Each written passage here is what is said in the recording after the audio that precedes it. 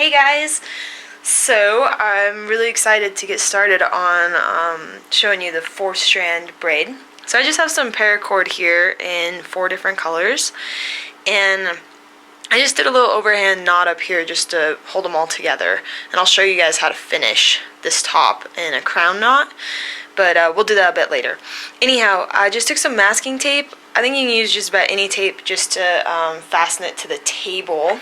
And then to get started, we just want to separate all of our strands, and the 2 middle ones I like to cross. It'll look a little prettier when we get started, okay? I start at the left, so I'm going to take my orange strand under the first 2 and then in between the middle there, okay? And then the next step, we're going to just go to the right.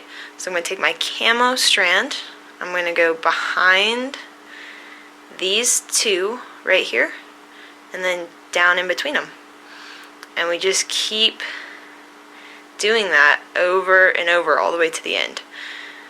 So we're back to the right, under 2 and then over 1. That's the sequence that we're going to follow. So now we're on to our left strand, so we're going to go under 2 over 1. We're already back to the right, so we're going to go under 2 over 1, just like that, and we're going to go all the way to the end. If you have any troubles or if something doesn't look quite even, that's okay. You can just take it apart a little bit, and then you can start right over wherever you found the mistake. Alrighty, I'm going to finish this one for you guys, and when I get to the bottom, we'll start at the crown knot, okay?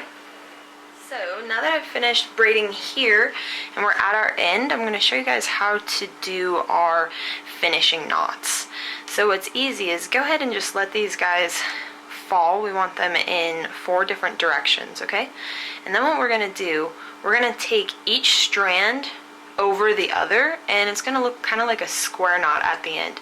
So I'm going to go ahead and take yellow over the camo. Camo is going to go over orange. It's kind of tricky, we want to keep them separated. Orange over the tan here, and then tan, we're going to go ahead right back down through yellow. And then the trick is just to kind of cinch all of these guys up. That's the trickiest part of this. So give me just 1 second. And see how it kind of created a square here? That's what we're looking for. Now the next key into doing our crown knot, that's going to help all of these strands go out through the middle. So we want it to be kind of loose, but still in the form. So I still have my square form. Alright, I'm going to go ahead and take my tape off because it'll be a little easier to manipulate and move this around. So with the crown knot, it's the same principle as when we did this finish knot here.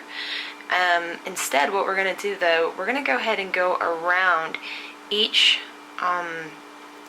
kind of loop here, for lack of better terms, and then up through the center, okay? So I'm going to go around orange here, and I'm going to bring him up through the center. See, orange is kind of snug, so it's okay. You're going to have to just loosen him up just a hair, and he's going to come right up through the center. It's okay to keep him a little loose at this point. So now I'm going to take camo. I'm going to go around tan and up through the center. The tricky part is you want to go up through this little loop that's created right there, okay? That's what's going to really help cinch him down.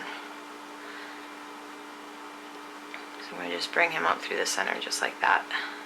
Kind of keep him snug if you can.